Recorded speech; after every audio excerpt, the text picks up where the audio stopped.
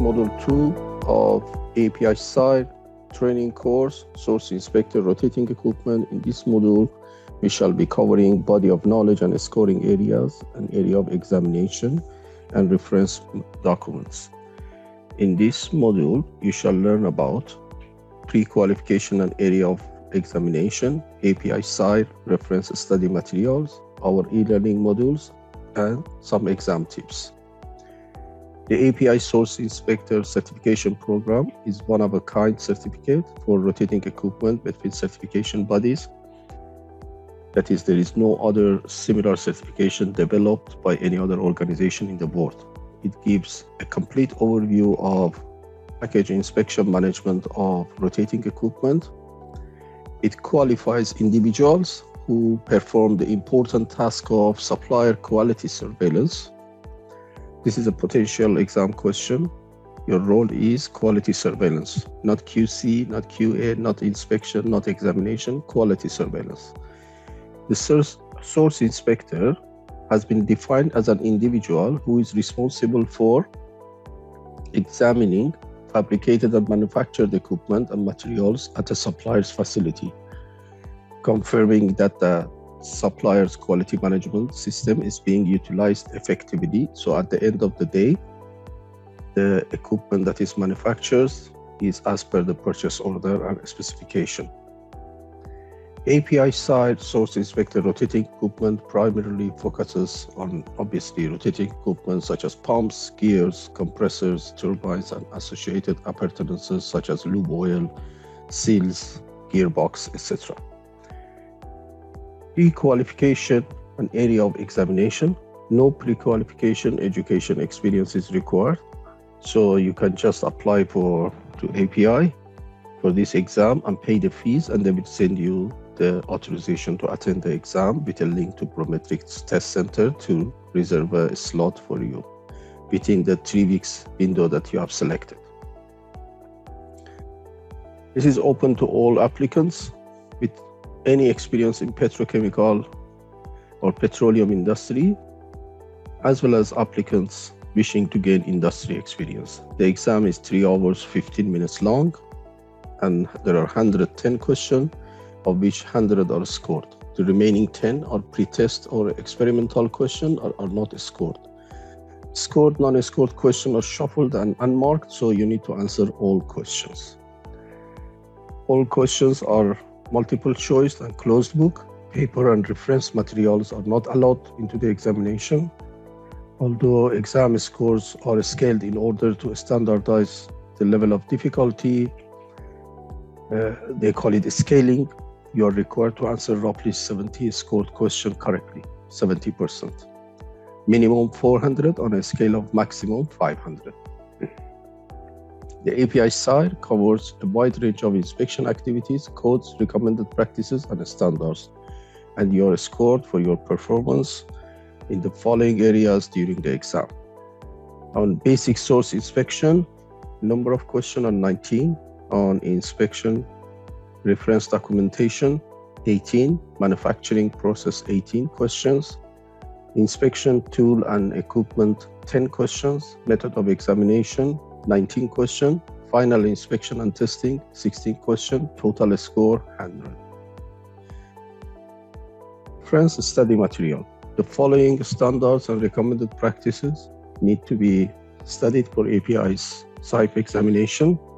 578 PMI, and please note the edition number. You have to study this edition, and the publication effectively sheet changes every year, and they add or new documents or new editions, and they are in red color.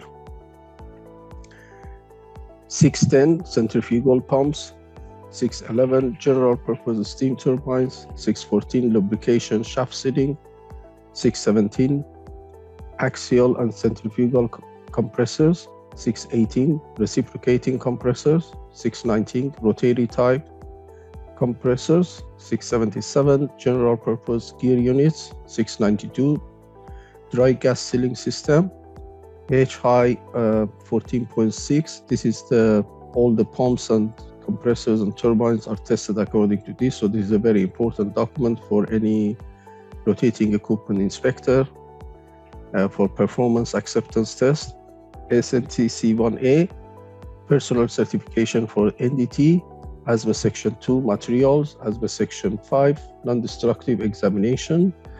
Only these articles 1, 2, 5, 6, 7, 9, 10, 23, which are general requirements, radiography, MT, PT, UT, and LT, liquid test, leak test. ASME Section 5, pressure vessel construction code, Division 1. ASME Section 9, welding and brazing qualification, the welding section only, STM 703, steel castings and quality standard for steel casting, SSP 55, SSPC, just the titles, what each one means, and very basic cleaning and the surface preparation, what each one means. Unfortunately, you have to remember them.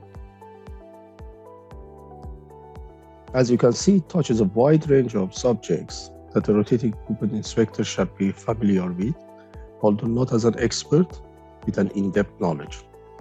API provides a very useful guide for SIRE that covers all the possible activities for inspection management of rotating equipment. You can download the study guide for source inspection, quality surveillance of rotating equipment for free from the link below. We have also highlighted this document and brought it in our e-learning course, and also explain them in detail in another modules. Our e-learning modules. The following modules are presented during our e-learning course.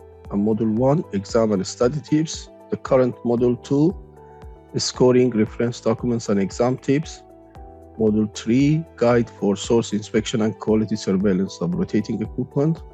And Module 4, it covers materials, casting and coating. Module 5, ASME Section 2 materials. Module 6, Section 5, non-destructive examination. Module 7, NDT personal certification, SNTC1A. Module 8, ASME Section 9, welding qualification. Module 9, pressure vessel construction code, ASME Section 8. And then PMI is in Module 10. And then, as you can see, the following Module 11 is about centrifugal pumps. Module 12, general purpose steam turbine. Module 13 is lubrication shaft sealing. Module 14 is axial and central centrifugal compressors. Module 15 is reciprocating compressors. Module 16 is about rotary type compressors. Module 17 is about gear units. 18, dry gas sealing systems. Module 19, rotodynamics performance test. Module 20 is highlights of all the publication effectivity sheets. Module 21, flashcards, which should be treated as a potential exam question. And Module 13 has all the practice questions and quizzes, plus 3 sets of mock exams. We do also have a hybrid or blended learning, which includes the present e-learning plus a classroom training. That would be 4 days, and our course itinerary on day 1 will cover exam and study tip, inspection management, equipment criticality, metallurgy, manufacturing, test, PIM, pre-inspection meeting, inspection test plan, project quality plan or package quality plan, QC procedural reports, purchase order, non-conformity report, punch list, inspection release, manufacturing record book, manufacturing data book, safety, API standard 610 and 670. On day 2, we cover API 618, 19, 14, 77, 682, 14.6, 703, and MSS 55. On day 3, we shall cover all the ASME, such as ASME 2, 5, 9, 8, SNTC1A, and SSPC. and then we review important questions within course material mock exam. On day 4, we completely dedicated to question and answer sessions, review of questions, and mock exam.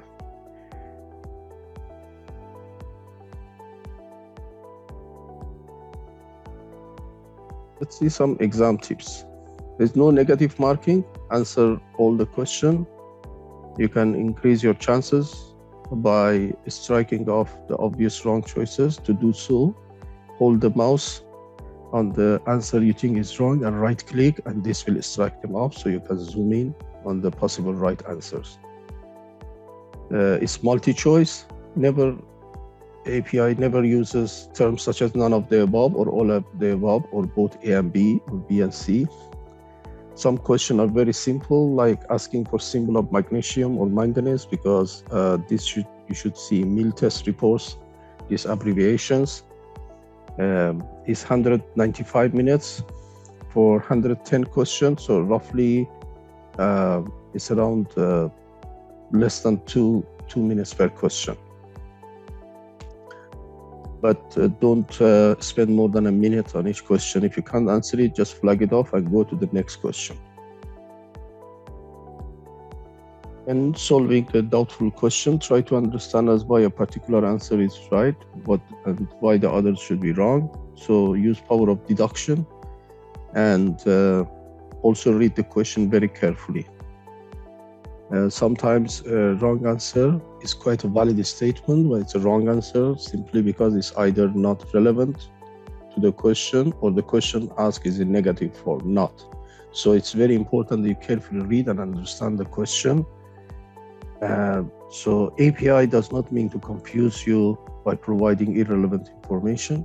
They want to know whether you can differentiate between relevant and irrelevant information in an actual scenario. Some questions are solely based on your experience as an inspector, and API calls them practical type of questions. We have brought lots of information there, so that can cover if you have any lack of experience during your study plan. And API wants to verify your understanding of principles and theory, interpretation and evaluation, and how you can apply them. So mere memorizing the facts and figures of a study material does not really help, because they bring the question in a context or a scenario. Few questions may come from API study material, but most comes rephrased. So it's very important that you have a clear understanding of concepts and fundamentals. And time management is not normally an issue if you use your time wisely, but please remember that time using the toilet or want to go out to drink water, it means you have to check out and again check in and go through the same security check, or you want to comment on any question, or it's all coming off your allowance. So try to keep a steady pace. For example, after 1.5 hours, you should be at question number 55 and allocate around 15 to 20 minutes to review all the flagged off questions, so that you make sure you answer it to the best of your knowledge. And there might be a question that might be partially right, an answer, but remember that you choose the best answer. That's what API expects you to do. Thank you for listening. See you on next module.